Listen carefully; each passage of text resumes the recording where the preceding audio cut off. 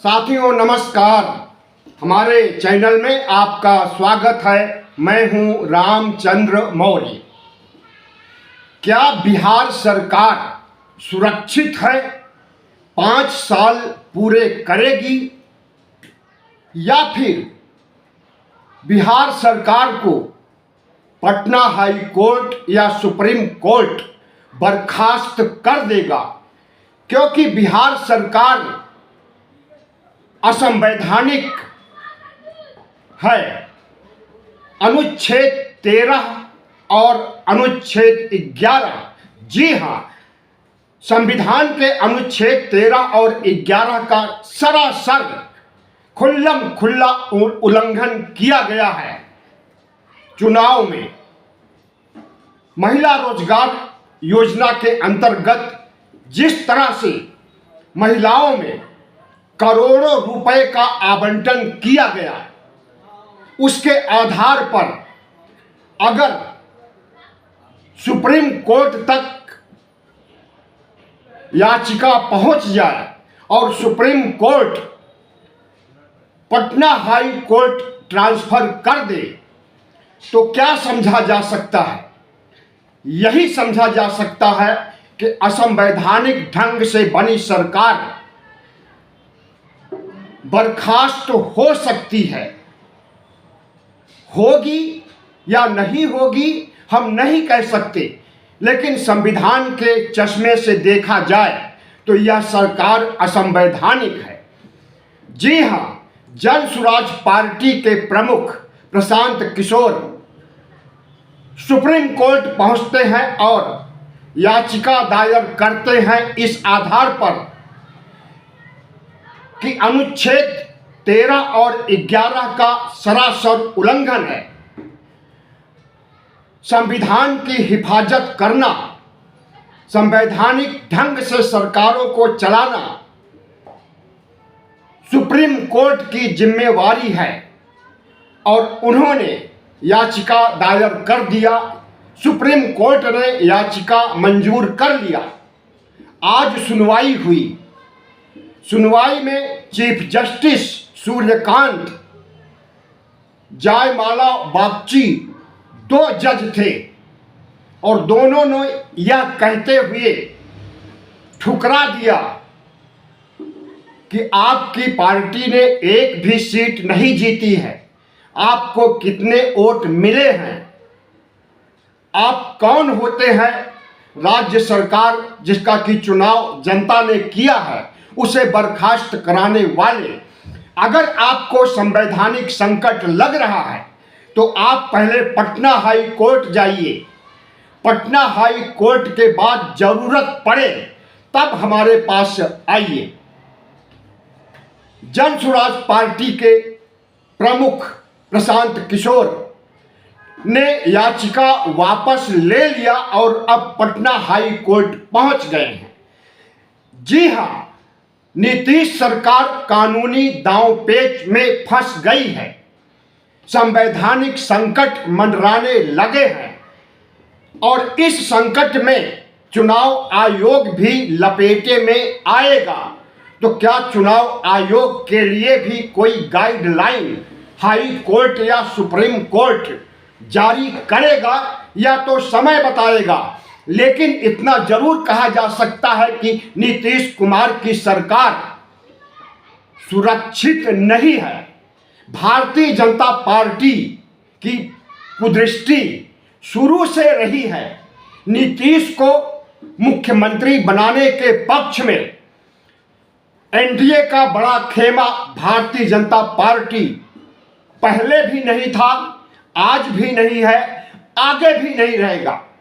Bharatiya Janata party इस जोड़ तोड़ में है कि वह अपना मुख्यमंत्री सम्राट चौधरी को, जो ओबीसी चेहरा हैं, उन्हें बनाए।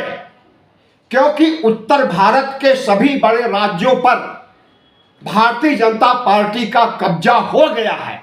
लगभग सभी बड़े राज्य डबल इंजन बन चुके हैं। हालांकि डबल इंजन बिहार भी है, लेकिन वहां भारतीय जनता पार्टी का मुख्यमंत्री आज तक नहीं बन सका है। तो अपना मुख्यमंत्री बनाने के लिए मोदी और शाह की जोड़ तोड़ चलती रहती है और अपनी सरकार को सुरक्षित रखने के लिए नीतीश कुमार भी जोड़ तोड़ गुणा भाग करते रहते हैं। नीतीश कुमार अब ओवैसी की पार्टी के 5 विधायकों को साधने में लगे हैं। राष्ट्रीय जनता दल के 25 विधायकों को, उपेंद्र कुशवाहा के 5 विधायकों को और पासवान की पार्टी के 19 विधायकों को अपने खेमे में करने के लिए पूरी ताकत लगा रहे हैं। नीतीश कुमार सरकार बचाना चाहते हैं और भारतीय जनता पार्टी अपना मुख्यमंत्री बनाना चाहती है। इतना तो निश्चित है कि 5 साल तक नीतीश कुमार की सरकार नहीं चल पाएगी। भारतीय जनता पार्टी पूरी कोशिश करेगी कि उसका मुख्यमंत्री बने और दूसरी तरफ प्रशांत किशोर जो चुनाव रणनीतिकार से नेता बने हैं, पार्टी बनाए हैं, चुनाव लड़े हैं, वह चुप बैठने वाले नहीं हैं। पहले सुप्रीम कोर्ट गए, अब पटना हाई कोर्ट गए हैं। अगर पटना हाई कोर्ट में हार होती है तो सरकार गिराने के लिए, नया चुनाव करवाने के लिए वह फिर से दिल्ली की ओर कूच करेंगे और सुप्रीम कोर्ट के दरवाजे पर आकर के कहेंगे कि संविधान की रक्षा अगर आप करना चाहते हैं तो सरकार को बर्खास्त कीजिए। सरकार को बर्खास्त करा पाना इतना आसान काम नहीं है और मोदी शाह से सुरक्षित रह पाना भी बहुत मुश्किल है। नीतीश कुमार सच पूछिए तो फंस गए हैं, ऐसे मकर जाल में फंसे हैं जैसा पहले 20 वर्षों तक कभी नहीं फंसे थे। तो नीतीश कुमार की सरकार पर संकट के बादल मंडरा रहे हैं। ये बादल कब गरजने बरसने लगे और कब नीतीश की सरकार ढह जाए, कब बीजेपी की सरकार बन जाए या कब सुप्रीम कोर्ट का हंटर चले और फिर से चुनाव कराने का आदेश सुप्रीम कोर्ट की ओर से या पटना हाई कोर्ट की ओर से जारी हो जाए, कुछ नहीं कहा जा सकता है। लेकिन इतना जरूर कहा जा सकता है कि बिहार में सियासी बवंडर जो उठा था, अभी भी बवंडर किसी न किसी रूप में मौजूद है और आगे भी रहने वाला है।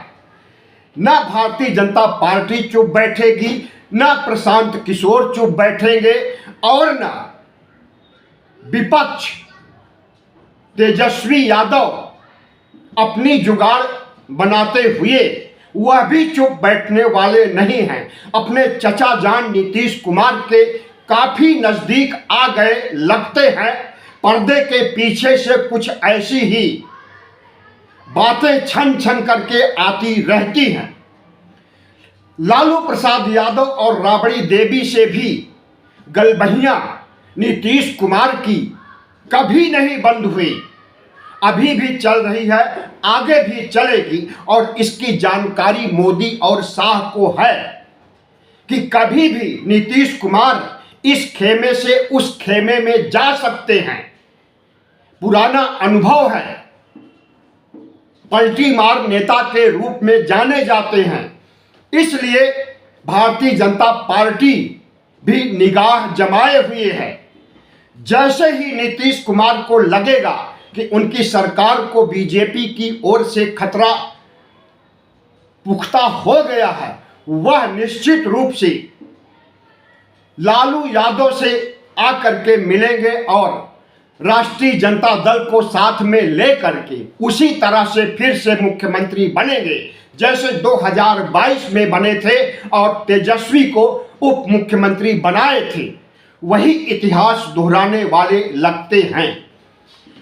तो जाहिर है कि साथियों, बिहार में चुनावी घमासान जो मचा था, पटाक्षेप हुआ, सरकार भी बन गई, लेकिन सरकार स्थिर नहीं है।